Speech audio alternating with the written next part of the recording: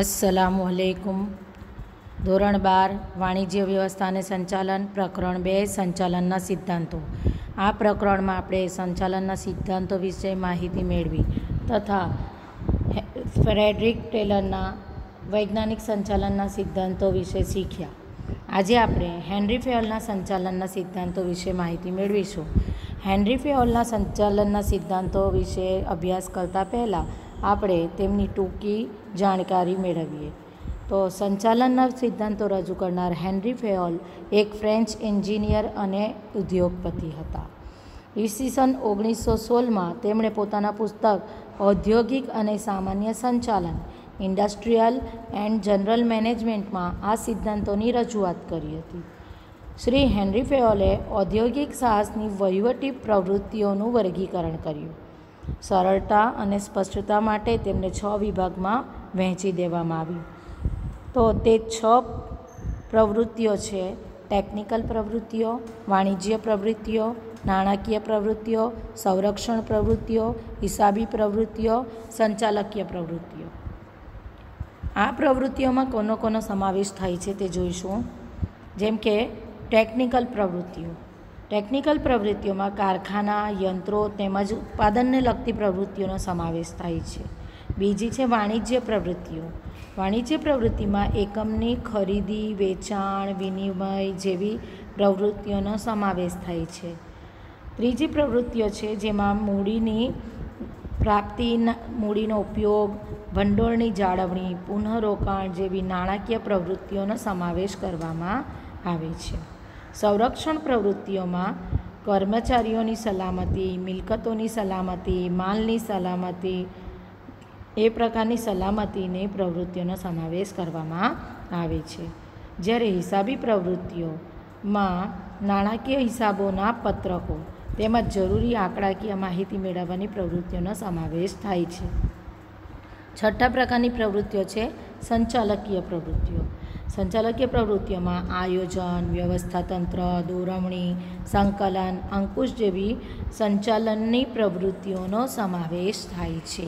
તો આ 6 પ્રકારની પ્રવૃત્તિઓમાં તમામ વહીવટી પ્રવૃત્તિઓનું વર્ગીકરણ દર્શાવ્યું છે। હેનરી ફેયોલે સંચાલનના સિદ્ધાંતો વિકસાવ્યા જે સંપૂર્ણપણે અન્ય સિદ્ધાંતોની તુલનામાં નવા હતા। તેમનું માનવું એવું હતું કે કોઈપણ ઔદ્યોગિક એકમના સંચાલકે સફળ થવું હોય અને ધંધાકીય એકમને સફળતાના રસ્તે લઈ જવું હોય તો તે માટે ફક્ત જ્ઞાન જ મહત્ત્વનું નથી, પરંતુ જે તે ઔદ્યોગિક એકમના સ્વરૂપને અનુરૂપ કામગીરીની પદ્ધતિઓથી પણ તેમણે વાકેફ હોવું જરૂરી છે। એટલે કયું કાર્ય કેવી રીતે થાય છે તે પ્રવૃત્તિઓથી તે વાકેફ હોવા જોઈએ। હેનરી ફેયોલ તેમના અનુભવ તેમજ જ્ઞાનને આધારે સંચાલનના 14 મહત્ત્વના સિદ્ધાંતો રજૂ કર્યા છે જે સંચાલન ક્ષેત્રે ખૂબ જ ઉપયોગી સાબિત થયા છે। આ સિદ્ધાંતો કયા છે તે જોઈએ તો હેનરી ફેયોલના સંચાલનના સિદ્ધાંતો જેમાં 14 સિદ્ધાંતો રજૂ કર્યા છે: શ્રમ વિભાજનનો સિદ્ધાંત, સત્તા અને જવાબદારીનો સિદ્ધાંત, શિસ્ત અંગેનો સિદ્ધાંત, હુકમની એકવાક્યતાનો સિદ્ધાંત, દોરવણીની એકવાક્યતાનો સિદ્ધાંત, સામાન્ય હિતને વધુ અને વ્યક્તિગત હિતને ગૌણ સ્થાન, કર્મચારીઓને યોગ્ય વેતનનો સિદ્ધાંત, કેન્દ્રીકરણનો સિદ્ધાંત, સત્તાની રૈખિક સાંકળનો સિદ્ધાંત, વ્યવસ્થાનો સિદ્ધાંત, સમાનતાનો સિદ્ધાંત, સ્થિર કર્મચારીગણનો સિદ્ધાંત, પહેલ વૃત્તિનો સિદ્ધાંત અને જૂથ ભાવનાનો સિદ્ધાંત। આ પ્રકારના 14 સિદ્ધાંતો તેમણે રજૂ કર્યા છે। આ સિદ્ધાંતો રજૂ કરતા શ્રી હેનરી ફેયોલ એવું જણાવે છે કે આ માત્ર માર્ગદર્શક સિદ્ધાંતો છે। આ સિદ્ધાંતોની સફળતાનો આધાર સંચાલકો પર રહેલો છે। સંચાલકોની કુશાગ્ર બુદ્ધિ પર, તેમની ચપળતા પર રહેલો છે। સંચાલન કરવું એક શાણપણનું કામ છે। આ સિદ્ધાંતોની સમજૂતી તમે હવે પછી મેળવશો। સંચાલનના સિદ્ધાંતોમાં પ્રથમ સિદ્ધાંત છે શ્રમ વિભાજનનો સિદ્ધાંત। શ્રમ વિભાજનનો સિદ્ધાંત એટલે કે જે વ્યક્તિ જે કાર્યમાં કાર્યદક્ષ હોય, તેને કુશળતા હોય, કૌશલ્યો હોય તે પ્રકારનું કામ તેને સોંપવામાં આવે તો વિશિષ્ટીકરણનો લાભ મેળવી શકાય। સંચાલનમાં કર્મચારીઓ તથા સંચાલકોની કાર્યક્ષમતા વધારવા પર ભાર મૂકવામાં આવ્યો છે. એટલે ઉત્પાદનના સાધનોનો ઇષ્ટતમ ઉપયોગ થવો જોઈએ અને આ સાધનોના ઇષ્ટતમ ઉપયોગ દ્વારા જ ઉત્પાદકતા વધારી શકાય. આ ઉપરાંત કર્મચારી તથા સંચાલકોની કાર્યક્ષમતા વધારવા માટે શ્રમ વિભાજન જરૂરી છે. શ્રમ વિભાજન કરવાથી વિશિષ્ટીકરણ પણ શક્ય બને છે. એટલે જેનામાં જે કૌશલ્ય હોય તેને તે પ્રકારનું કાર્ય સોંપવું જોઈએ તો વિશિષ્ટીકરણનો લાભ મળશે, કારણ કે તેમાં તે વ્યક્તિને માહિરત હશે અને તે વધારે સારી રીતે તે કાર્ય કરી શકશે. તેનાથી ઊંધું જો તેને તે વિશેની કૌશલ્ય ન હોય, તેની આવડત ન હોય અને તેને તે કામ સોંપવામાં આવે તો તે ગૂંચવાયા કરશે અને કાર્ય સારી રીતે થઈ શકશે નહીં. તો જેમાં જે કૌશલ્ય હોય તેને તે કાર્ય સોંપવું જોઈએ અને બધું જ કાર્ય એક વ્યક્તિ પણ કરી શકતું નથી. એટલે શ્રમ વિભાજન કરવું જરૂરી છે. શ્રમ વિભાજન સંચાલકોની કક્ષાએ તેમજ કારખાના કક્ષાએ બંને કક્ષાએ લાગુ થાય છે અને કરવું જરૂરી પણ છે. જે વ્યક્તિને જે આવડત હોય તે પ્રકારનું તેને કાર્ય સોંપવું જોઈએ. દરેક વ્યક્તિને એની આવડત અને તેની કુશળતા અનુસાર કાર્ય સોંપવામાં આવે તો તેણે એક જ પ્રકારનું કાર્ય જે તેને આવડે છે તે કામ કરવાનું હોય તો તેના દ્વારા વિશિષ્ટીકરણનો લાભ મળી શકશે. બીજો જે સિદ્ધાંત છે તે છે સત્તા અને જવાબદારીનો સિદ્ધાંત. કોઈ પણ કર્મચારીને કે અધિકારીને કાર્ય સોંપીએ તો એ જવાબદારી સોંપેલી કહેવાય. એ જવાબદારીની સાથે સત્તા પણ હોવી જરૂરી છે. તેણે જે કાર્ય કરવાનું છે તેમાં તેને સત્તા આપવી જોઈએ જેથી તે પોતાની રીતે કાર્ય કરી શકે, એટલી એને છૂટ આપવી જોઈએ. સત્તા અને જવાબદારી એ એક સિક્કાની બે બાજુઓ છે. જવાબદારી વગરની સત્તા અને સત્તા વગરની જવાબદારી બંને અધૂરા છે, અપૂર્ણ છે. એટલે જ્યાં જવાબદારી હોય ત્યાં સત્તા હોવી જોઈએ અને સત્તા હોય ત્યાં જવાબદારી હોવી જરૂરી છે. જ્યારે તાબેદારને કામ વિશેની કોઈ જવાબદારી સોંપવામાં આવે, તાબેદાર એટલે આપણા હાથની નીચે કાર્ય કરનાર, ત્યારે તે અંગેની સત્તા પણ સોંપવી જરૂરી છે. સત્તા સોંપણી કરતી વખતે કર્મચારીનો હોદ્દો શું છે, તેને કેટલું જ્ઞાન છે, તેની લાયકાત કેવી છે, તેને કેટલો અનુભવ છે, તેમાં નેતૃત્વની કળા છે કે નહીં, તેની પુખ્તતા વિશેની માહિતી તમારે મેળવવી પડે. આ બધા તમામ પરિબળોને ધ્યાનમાં લઈને જ સત્તાની સોંપણી કરવી જોઈએ, જેના પરિણામે કર્મચારીનો ઉત્સાહ વધશે અને ધ્યેય સિદ્ધિ સરળ બનશે. ત્રીજો સિદ્ધાંત છે શિસ્ત અંગેનો સિદ્ધાંત. સાધનોના ઇષ્ટતમ ઉપયોગ અને પ્રવૃત્તિઓના સાતત્ય માટે ઔદ્યોગિક શિસ્ત હોવું ખૂબ જ જરૂરી છે. એટલે કે ઔદ્યોગિક એકમ હોય તો તેની અંદર નીતિ નિયમો બનાવેલા હોવા જોઈએ, આચાર સંહિતા હોવી જોઈએ, જેનું પાલન કર્મચારીઓએ કરવાનું છે.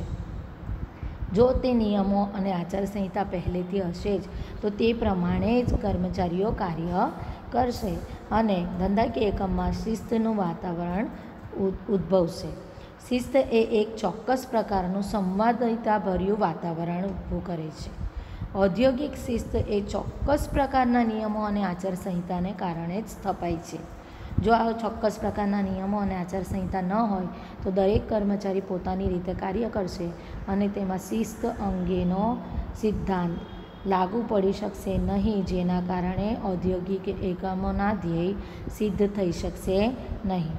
તો આ પ્રકારના નિયમો અને આચાર સંહિતાને કારણે એકમમાં અનુશાસન સ્થપાય છે. જ્યારે કર્મચારીઓ મોટી સંખ્યામાં હોય ત્યારે આ શિસ્ત અને આચાર સંહિતા મારફતે અંકુશનું કાર્ય સરળ બને છે, કારણ કે આટલી મોટી સંખ્યામાં તમે સંચાલક તરીકે દરેક વ્યક્તિને દેખરેખમાં રાખી શકતા નથી, નિયંત્રણમાં કે અંકુશમાં રાખી શકતા નથી. પરંતુ આ નિયમો અને આચાર સંહિતા હશે તો તેનું પાલન તેઓ પોતાની રીતે જ કરતા થઈ જશે. એટલે મોટી સંખ્યામાં કર્મચારી હોય ત્યારે શિસ્ત અને આચાર સંહિતા મારફતે અંકુશ સરળ બને છે. કર્મચારીનો કાર્ય પ્રત્યેનો આનંદ પણ વધી જાય છે, કારણ કે તેને સંચાલકો વારે ઘડીએ રોકટોક કરતા નથી, કારણ કે તેમને પહેલેથી જ નિયમો અને આચાર સંહિતા બતાવી દીધેલી હોય તે પ્રમાણે તેઓ કાર્ય કરતા હોય છે.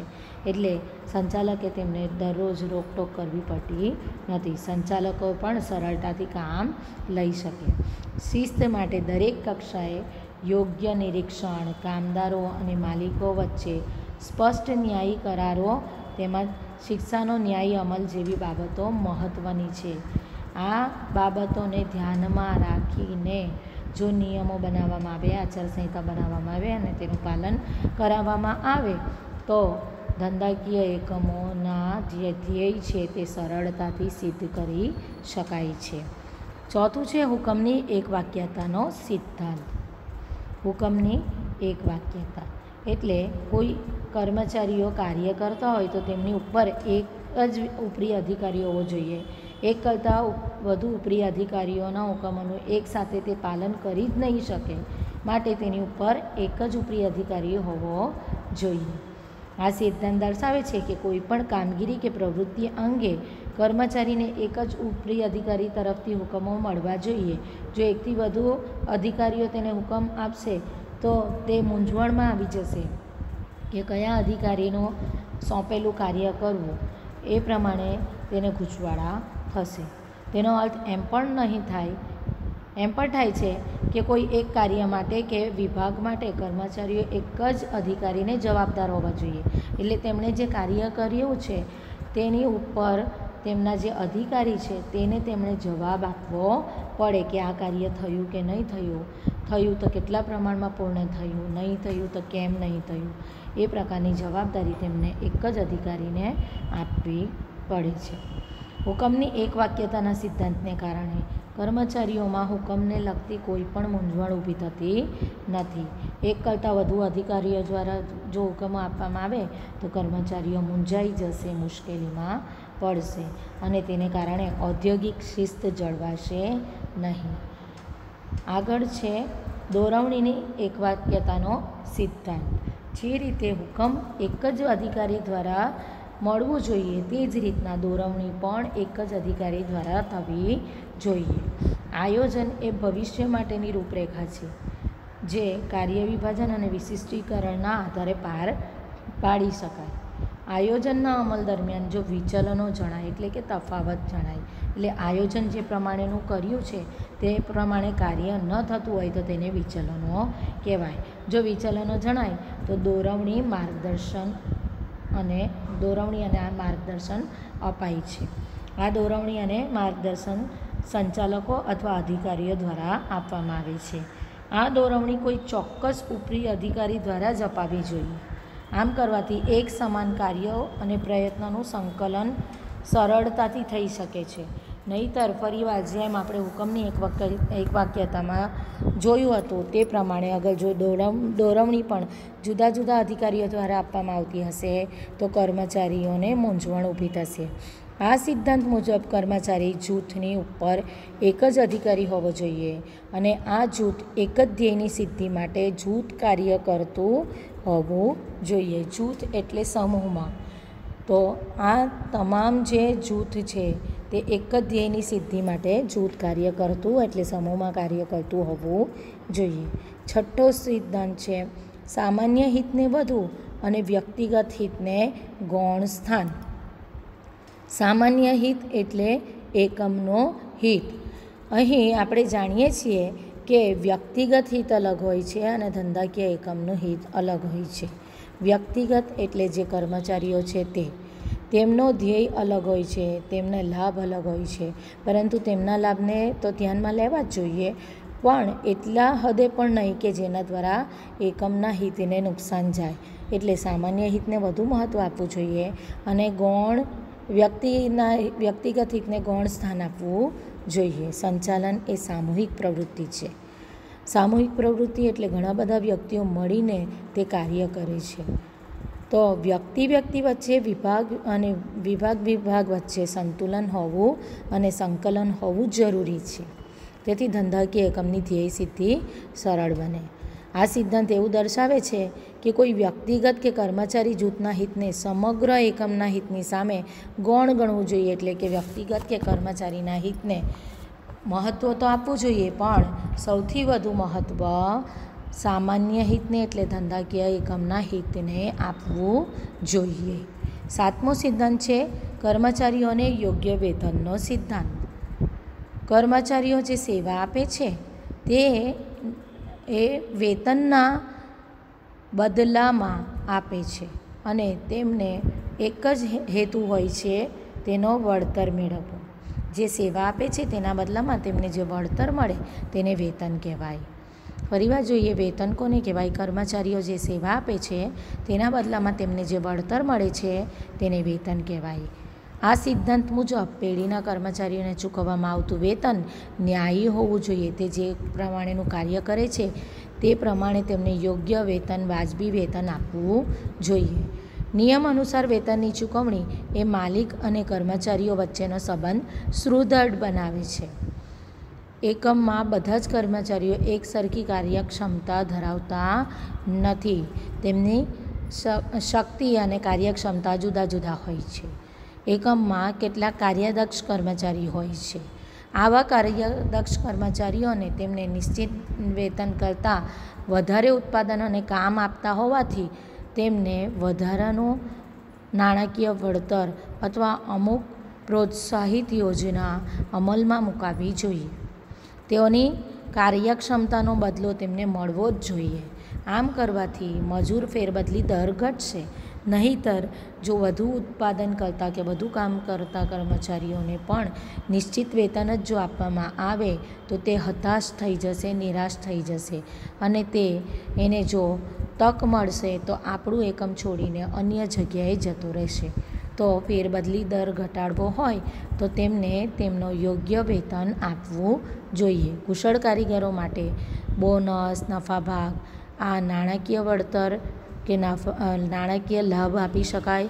આ ઉપરાંત સંચાલક મંડળમાં પ્રતિનિધિત્વ વગેરે જેવી પ્રોત્સાહક યોજના પણ અમલમાં મૂકી શકાય છે. વિદ્યાર્થીની મિત્રો, આગળ જોઈશું કેન્દ્રીકરણનો સિદ્ધાંત. કેન્દ્રીકરણ શું છે? કે તમામ વહીવટ કે સંચાલન એક જ સ્થળે કેન્દ્રિત થયેલું હોય તો તેને કેન્દ્રીકરણ કહેવાય છે. પરંતુ જ્યારે એકમ મોટું હોય ત્યારે એક જ વ્યક્તિ આખા એકમનું સંચાલન સફળતાથી કરી શકતું નથી. તેવા સમયે એકમની જુદી જુદી સપાટીઓ બનાવવામાં આવે છે, તૈયાર કરવામાં આવે છે અને જુદા જુદા સંચાલકો કે અધિકારીઓની નિમણૂક કરવામાં આવે છે. તો તેને કહેવાય છે વિકેન્દ્રીકરણ. વ્યવસ્થાના તંત્રના માળખાને સફળ બનાવવા માટે કેટલા અંશે સત્તાનું કેન્દ્રીકરણ કે વિકેન્દ્રીકરણ થવું જોઈએ તેની સ્પષ્ટતા સંચાલકોને હોવી જ જોઈએ. વ્યવસ્થા તંત્રમાં જેટલે અંશે સત્તાની સોંપણી થઈ નથી તેને કેન્દ્રીકરણ કહેવામાં આવે. એટલે સત્તા કેન્દ્રિત થયેલી છે એક જ સંચાલકના હાથમાં અથવા એક જ સપાટીએ સત્તાનું કેન્દ્રીકરણ થયેલું કહેવાય. કર્મચારીઓની શક્તિનો શ્રેષ્ઠ ઉપયોગ થાય તે માટે કેન્દ્રીકરણના સિદ્ધાંતને અપનાવવો જરૂરી છે. મોટા કદનું એકમ હોય તો તેમાં જો કેન્દ્રીકરણ લાગુ કર્યું હોય તો તે ઓછું સફળ થશે. તેના કરતાં જો મોટા કદના એકમોમાં વિકેન્દ્રીકરણ હોય તો વધુ સફળ થઈ શકે. તેથી એકમના કદ મુજબ કેન્દ્રીકરણ અને વિકેન્દ્રીકરણ કરવામાં આવતું હોય છે. એવી જ રીતે જો નાનું એકમ હોય તો ત્યાં વિકેન્દ્રીકરણ સફળ થઈ શકે નહીં, ત્યાં કેન્દ્રીકરણ વધુ સફળ થશે. આગળ 9મો સિદ્ધાંત છે સત્તાની રેખિક સાંકળનો સિદ્ધાંત. આપણે જાણીએ છીએ કે સત્તા એટલે સંચાલકોની સપાટીઓ બનાવવામાં આવે છે. જુદી જુદી સપાટીઓ હોય છે જે આપણે આગળ અભ્યાસ કરી ચૂક્યા છીએ. ઉચ્ચ સપાટી, મધ્ય સપાટી અને તળ સપાટી. આ સિદ્ધાંત સત્તાની ઉચ્ચ વહીવટી અધિકારીઓથી લઈ તળ સપાટીના કર્મચારીઓ સુધીની સાંકળ રચવા પર ભાર મૂકે છે. એટલે જે હુકમો અને નિયમો હોય તે ઉચ્ચ સપાટીથી મધ્ય સપાટી અને મધ્ય સપાટીથી તળ સપાટી તરફ આગળ વહન થવા જોઈએ. સત્તાની સાંકળ ઉચ્ચ સંચાલકોથી લઈ તળ સપાટી સુધી વણ તૂટેલી રહેવી જોઈએ. એટલે તે અકબંધ રીતે આગળ વધવી જોઈએ. સત્તા ઉપર વધુ હોય છે ઉપરની સપાટી પર, જ્યારે મધ્ય સપાટી પર ઓછી થાય છે, તળ સપાટી પર એકદમ ઓછી થઈ જાય છે. તો સત્તાની સાંકળ ઉચ્ચ સંચાલકોથી લઈ તળ સપાટી સુધી વણ તૂટેલી રહેવી જોઈએ. એટલે દરેકને દરેક સપાટીમાં એમની લાયકાત અને એમના કાર્ય મુજબ સત્તા આપવી જોઈએ. દરેક સપાટીને અનુરૂપ સત્તા અને જવાબદારીની વહેંચણી થવી જોઈએ. એકમમાં કામ કરતા કર્મચારીને ખ્યાલ હોવો જોઈએ કે તે કોને જવાબદાર છે. એટલે જે તાબેદાર છે તેનો ઉપરી અધિકારી કોણ છે અને તેને કોણ જવાબદાર છે, તે કોને જવાબદાર છે અને તેને કોણ જવાબદાર છે, એટલે કે તેનો ઉપરી અધિકારી કોણ છે. તેને લીધે એક રૈખિક સાંકળ ઉદ્ભવે છે જે ઉચ્ચ સપાટીથી નીચેની તરફ જાય છે અને તળ સપાટીથી ઉચ્ચ સપાટી તરફ માહિતી પ્રેષણ થાય છે. આગળ આપણે માહિતી સંચાર વિશે શીખી ગયા. માહિતી સંચાર એટલે દ્વિમાર્ગીય માહિતી ની અવર જવર થતી હોય છે. એટલે ઉચ્ચ સપાટીથી તળ સપાટી તરફ અને તળ સપાટીથી ઉચ્ચ સપાટી તરફ જો માહિતી કે અહેવાલ એકબીજી તરફ વહન થતું હોય તો તેને માહિતી સંચાર કહેવાય છે. તે દ્વિમાર્ગીય પ્રક્રિયા છે. ઉપરથી માહિતી તળ સપાટી તરફ વહન થાય છે, જ્યારે નીચેથી અહેવાલો તળ સપાટીથી ઉચ્ચ સપાટી તરફ વહન થાય છે, તો તેને માહિતી સંચાર કહેવાય. પરંતુ ફક્ત એક જ તરફથી માહિતીનું વહન થતું હોય, જેમ કે તળ સપાટીથી ઉચ્ચ સપાટી તરફ જે અહેવાલો જાય છે તો તે એક માર્ગીય પ્રક્રિયા છે, તેને માહિતી પ્રેષણ કહેવાય. દ્વિમાર્ગીય હોય, બંને તરફથી માહિતીની આપલે થતી હોય તો માહિતી સંચાર કહેવાશે. પણ એક તરફથી જ જો માહિતીની આપલે થતી હોય તો માહિતી પ્રેષણ કહેવાશે. 10મો સિદ્ધાંત છે વ્યવસ્થાનો સિદ્ધાંત. આ સિદ્ધાંત બે વસ્તુ પર ભાર મૂકે છે. એક માલસામાનની વ્યવસ્થા અને બીજું સામાજિક વ્યવસ્થા. માલસામાનની વ્યવસ્થામાં માલસામાનની દરેક વસ્તુ તેના યોગ્ય સ્થાને હોવી જોઈએ કે જેથી કરીને આપણને તરત જ તે મળી શકે. તેવી જ રીતે યોગ્ય લાયકાત કૌશલ્ય ધરાવતા કર્મચારીને યોગ્ય સ્થાને મૂકવો જોઈએ. તેમની લાયકાત અને કૌશલ્ય અનુરૂપ તેમને સ્થાન આપવું જોઈએ. કોઈ ચોક્કસ સ્થાન માટે યોગ્ય કર્મચારીઓની ભરતી અંગેની પણ વ્યવસ્થા હોવી જ જોઈએ. તો આ થઈ સામાજિક વ્યવસ્થા. 11મો સિદ્ધાંત છે સમાનતાનો સિદ્ધાંત. કર્મચારીઓ એ સંચાલન વ્યવસ્થાનો એક ભાગ છે. કર્મચારીઓ સજીવ છે, જીવંત વ્યક્તિ છે, તેથી તેમની પાસેથી કામ લેવા માટે વ્યવહારુ અભિગમ અપનાવવો પડે, કારણ કે તેમને સંતોષ અસંતોષ હોય છે, ગમો અણગમો હોય છે, તેમને સ્વાસ્થ્ય હોય છે, તેમને સામાજિક લાગણીઓ હોય છે. એટલે એ જીવંત વ્યક્તિ છે, તેથી તેમની પાસેથી કામ લેવા માટે વ્યવહારુ અભિગમ અપનાવવો જોઈએ. તેમને ગમે તેવો વ્યવહાર કરવો જોઈએ. તેમને સંતોષ મળે તેવી રીતે આપણો વ્યવહાર સંચાલક તરીકે હોવો જોઈએ. અધિકારીઓએ કર્મચારીઓ પાસે કામ લેતી વખતે ન્યાયપૂર્ણ અને સમાનતાથી વર્તન કરવું જોઈએ. આ માટે વૈદિક એટલે નીતિ નિયમ અનુસાર જે માળખું રચાય છે, જે સંબંધો વિકસિત થાય છે, તેને વૈદિક સંબંધો કહેવાય છે. કે રૂઢિગત વલણની જગ્યાએ અવૈધિક રૂપે વર્તન કરી એકમમાં સમાનતા સ્થાપવા માટે જરૂરી પ્રયત્નો કરવા જોઈએ.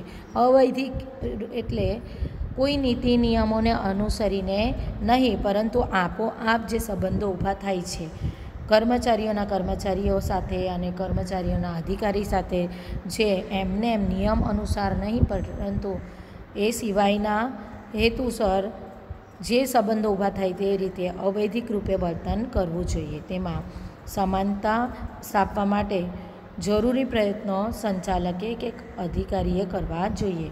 કર્મચારીઓનું સંચાલકો પ્રત્યેનું વર્તન એ વફાદારી, વલણ, સમાનતા અને ન્યાય પર આધારિત છે.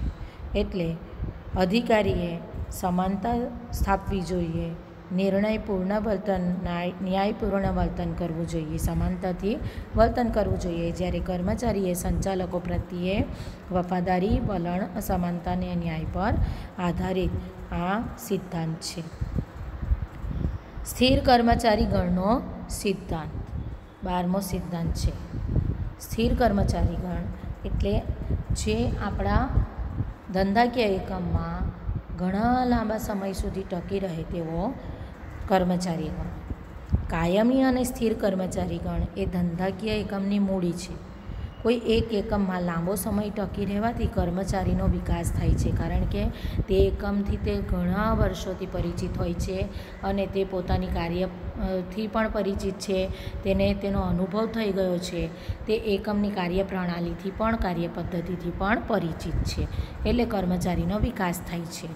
અને ધંધાકીય એકમની ધ્યેય સિદ્ધિ માટે કર્મચારીની સ્થિરતા ખૂબ જ જરૂરી છે. જો કર્મચારીઓ સ્થિર ન હોય તો મેં તમને ધોરણ 11માં સમજાવ્યું હતું તે પ્રમાણે કર્મચારીઓ આવશે, તેને તમે તાલીમ આપશો સંચાલકો તરીકે, તે થોડું ઘણું કાર્ય શીખી જશે, ત્યારે એને જો નવી તક મળી જાય, અન્ય એકમમાં મળી જાય, તો તે તમારું ધંધાકીય એકમ છોડીને અન્યત્ર જતો રહેશે અને ફરીવાર તમારે એ જ શરૂઆત કરવી પડશે. નવા કર્મચારી આવશે, નવા કર્મચારીઓને તમે ટ્રેન કરશો, એ ટ્રેન થશે અને પછી જતા રહેશે, તો તમારે આ જ કાર્ય કરવું પડશે અને તમે એકમના ધ્યેય સિદ્ધ કરી શકશો નહીં. એટલે સંચાલક તરીકે તમારે એકમની ધ્યેય સિદ્ધિ માટે કર્મચારીઓની સ્થિરતા હોવી ખૂબ જ જરૂરી છે. લાંબા સમય સુધી કર્મચારી જે તે એકમમાં રહેવાથી અધ્યયન વક્ર, એટલે એકને એક કાર્ય કરવાથી તેને અભ્યાસ થઈ જાય છે, તેનો અનુભવ થઈ જાય, એની પ્રેક્ટિસ થઈ જાય છે. અધ્યયન વક્રની અસરને પરિણામે ઉત્પાદકતા વધે છે, તેમજ મજૂર ફેરબદલી દર પણ ઘટે છે, કારણ કે તેમને કાર્ય સંતોષ મળે છે. કાયમી કર્મચારીઓ માટે બઢતી, તાલીમ વગેરેની વ્યવસ્થા કરવી જોઈએ કે જેથી તેમના ઉત્સાહમાં વધારો થાય અને તેમને તેમના કાર્ય કરવા માટે વધુ ચપળતા અને આવડત આવી શકે. 13મો સિદ્ધાંત છે પહેલ વૃત્તિનો સિદ્ધાંત. પહેલ વૃત્તિ એટલે નવી શરૂઆત કરવાની વૃત્તિ. સંચાલકોમાં જેમ ઉદ્યોગ સાહસિકતા જરૂરી છે, તેમ કર્મચારીઓમાં પહેલ વૃત્તિ હોવી જરૂરી છે. સંચાલકોએ એવું ધંધાકીય વાતાવરણ પૂરું પાડવું જોઈએ કે જેથી કરીને કર્મચારીઓમાં પહેલ વૃત્તિનો વિકાસ થાય, તેમને પહેલ વૃત્તિ કરવા માટે પ્રોત્સાહન મળે. પહેલ વૃત્તિથી કર્મચારીઓમાં સ્વતંત્ર રીતે કાર્ય કરવાની શક્તિનો વિકાસ થાય છે. એ પ્રમાણે તેમનામાં નેતૃત્વ શક્તિ પણ ખીલે છે, કારણ કે તેઓ આગેવાની લઈને કોઈ પણ કાર્ય નવેસરથી શરૂ કરશે, એટલે તેમનામાં નેતૃત્વ શક્તિ પણ ખીલશે અને સ્વતંત્ર રીતે કાર્ય કરવાની કુશળતા પણ તેમનામાં આવી જશે. 14મો સિદ્ધાંત છે તે છે જૂથ ભાવનાનો સિદ્ધાંત. જૂથ ભાવના એટલે સમૂહમાં કાર્ય કરવાનું ભાવના. ધંધાકીય એકમની સફળતાનો આધાર સંચાલકો અને કર્મચારીઓના પરસ્પર સંબંધો પર રહેલો છે. જો સંચાલકો અને કર્મચારીઓ વચ્ચે સારો સંબંધ હશે તો એકમની ધ્યેય સિદ્ધિ સરળ થઈ જશે. તેથી બંને વર્ગમાં સંવાદિતાભર્યા સંબંધો હોવા જોઈએ, તેઓની વચ્ચે વાતચીત હોવી જોઈએ, અવૈધિક સંબંધો પણ હોવા જોઈએ, જેથી તેમના વચ્ચે લાગણી ઊભી થાય અને ધંધાકીય એકમ પોતાનું એકમ છે એ રીતે બંને વર્ગો વર્તન કરશે. સંચાલકોએ કર્મચારીઓ વચ્ચે જૂથ ભાવના પેદા કરવી જોઈએ.